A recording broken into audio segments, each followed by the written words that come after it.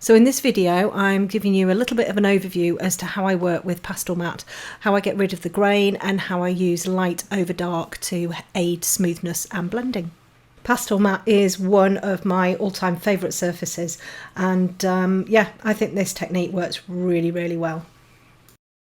You see that it all just starts to soften out. It's gonna go this sort of palish bluey colour.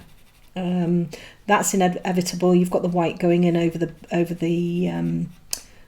dark indigo, so it is definitely going to go that sort of palish blue. But it's fine because we can counteract that with, well, we're going to put more dark in over the top of that, and we can also counteract it with, different colours in there, reds and pinks and stuff like that, and black, of course.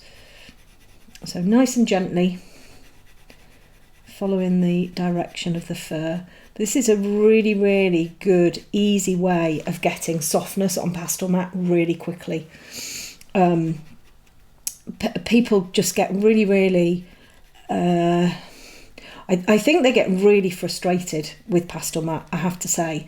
I think they get really frustrated with Pastel Matte. I think the problem with anything that kind of frustrates us is that half of the time we don't really know the correct ways of using them. You can get frustrated with anything if you don't really understand the surface and how to get the best out of it.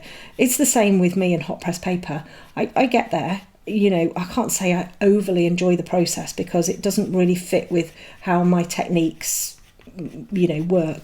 But you have to you have to change up your your thinking and everything like that when you use different surfaces, and Pastel Matte is definitely a surface where you just need to kind of change what you kind of think about how your layering and everything works, and what I find is getting a few layers in. So I think I've got 4 very, very gentle layers in here. There's a blue layer, a bit of black in there, then blue again, so maybe 3 layers. And now we're putting the white in over the top, and the white is purely just to sort of smooth and blend everything that's already there.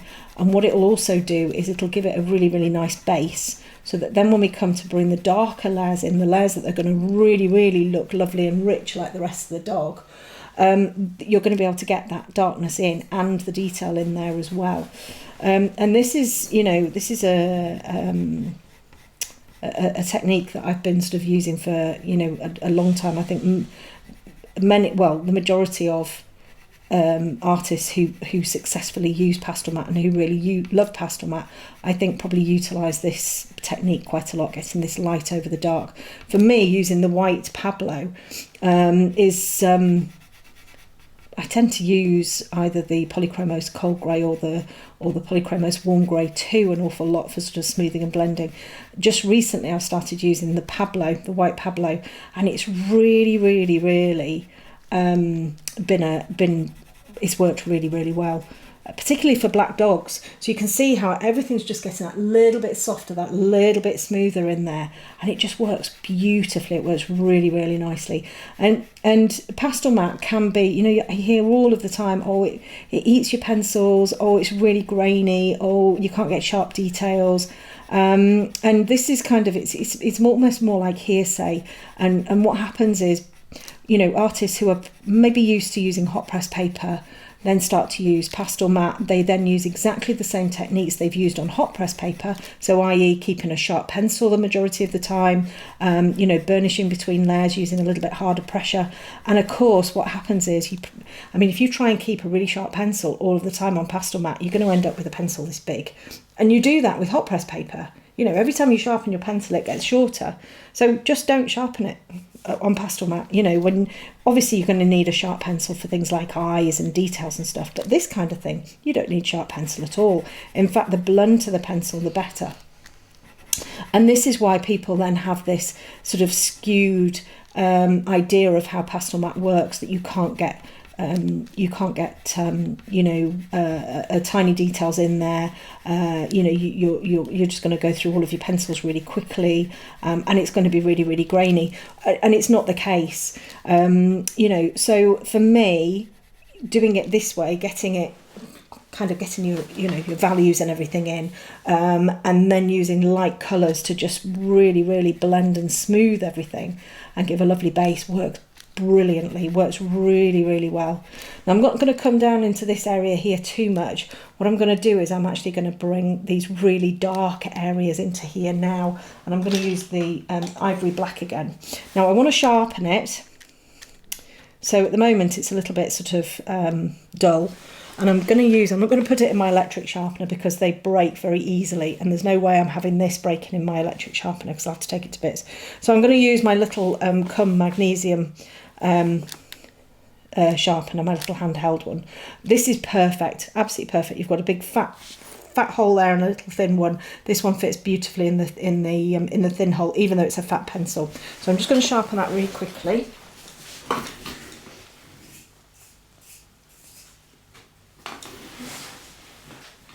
So it doesn't take long. You don't want a really, really, really sharp point, because what will happen is if you have got a really sharp point, as soon as you put it on the paper, on the surface, it'll just ping off. So I've left it so it's sort of like, it's still a little bit dull at the end, but and I'm just going to bring in now, and I'm going to use a little bit harder pressure. So this is the ivory black Derwent drawing. It's really nice, soft, really, really rich black. And I'm just going to bring this into here. Now I can still get a little bit of glazing over the top of here. I can still wear these little dangly bits here, sort of drifting off the bottom. I'll be able to get a little bit of colour in there, some sort of like a reddy glow, something like that. But just coming in and just going for it. And I'll do this wherever there's like a really, really dark sort of patch of fur or whatever. I'm going to put a couple of layers in, and that'll be fine. And then I'm just going to go for it.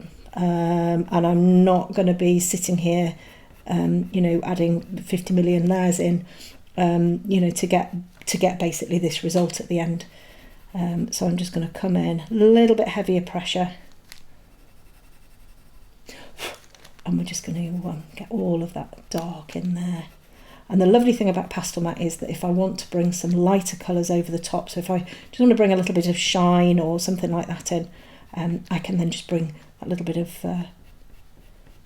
white in or grey in or whatever over the top, and it will work really, really nicely. Okay, so I need to come probably up to about here.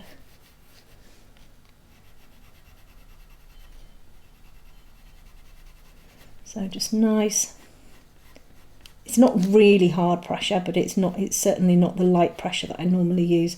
But I'm not having to put a massive amount of pressure through the pencil to get this nice sort of depth that's coming through here. Remember not to ever use a brush to brush your pigment off your pastel mat, because you just brush everything off it, which is very disappointing when that happens. The first time you're used to using drafting film or something like that, and you just take your brush and you're like, oh no. So it's yeah. I just end up blowing the pigment away. You can get the little devices and stuff like that, but again, you've got to be careful, because if you like pressurized air or one of those little air pump things, you can actually blow pigment off as well. So okay, so we've got this really nice dark area in here. I'm going to pull a little bit into there as well. Just going to get this big size from Nelly there. Let's get this nice and dark in there as well. And if we can get these dark bits in, again, it kind of fills up half of the ear, and we feel like we're making progress, and that's then really motivational. Colour pencil is a slow medium, so we need to be as motivated as possible to sort of finish our pieces, and excited as possible. So when I do my pieces, I like to kind of bring them to life as quickly as I can. Not cutting corners or anything like that, but just using methods that sort of make things look quite nice, quite quickly, quite early on. And I'm just going to bring a little bit of this through into here as well. This is going to take a little bit of time to kind of get you know, get all of these little fur elements in, but this is just kind of bringing that bit of the shadow through in there. And then let's just look at this head area here again. I'm just going to get that all dark in there.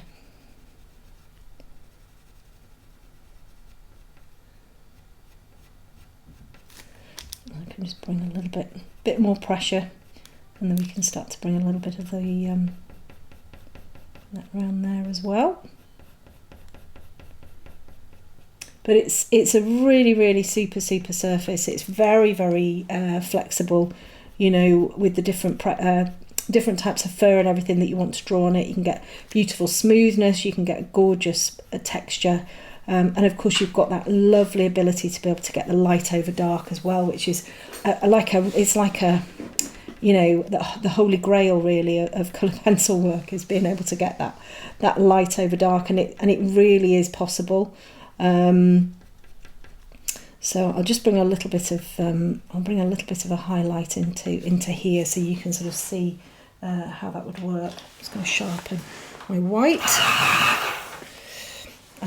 So we say if I wanted to just bring like a little bit of detail into here, can you see how beautifully that just comes in?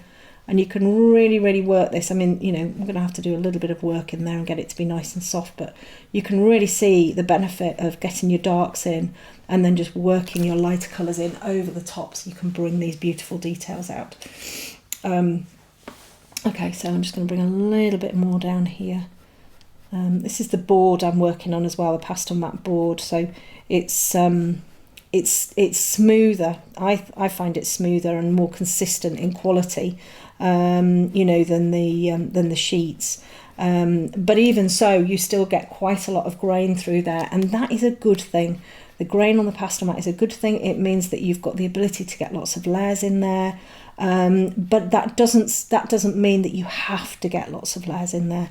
And the beauty of pastel matte is that if you use your pencils in a certain way, so how I use my pencils, softening, using the light over the dark, using things like this, the ivory, the Derwent drawing, it means that we can actually get away with fewer layers, which is always, you know, it's always great because it makes things a little bit speedier. And you know, not that time is ever really something that I'm worried about, you know, and usually I think the time element with coloured pencil, it's usually an issue because you know, people selling their portraits, and of course if it takes an awful long time to draw one, and then, you know, you're not charging a huge amount, then that sort of time to cost ratio is pretty high. So you know, in that respect, really what we all should be doing is raising prices, but I guess that's a different conversation to be having, you know, and it's that's how you're going to get away from, oh gosh, it's taking me ages to draw, to, do you know what, it takes as long as it takes, and that's it. You know, and getting to that point is a really nice place to be, because then you're not sort of rushing, you're not worrying about everything. It is what it is. So my pieces normally take me around sort of 3 to 4 days, probably about 5 hours, so anywhere between sort of 15 and 20 hours, I guess, for a piece like this. And it's not a massive piece. A big piece is going to cost me, is going to take me obviously an awful lot longer. You know, it can take me double the amount of time if it's a really big piece. I've got a big piece coming after this one.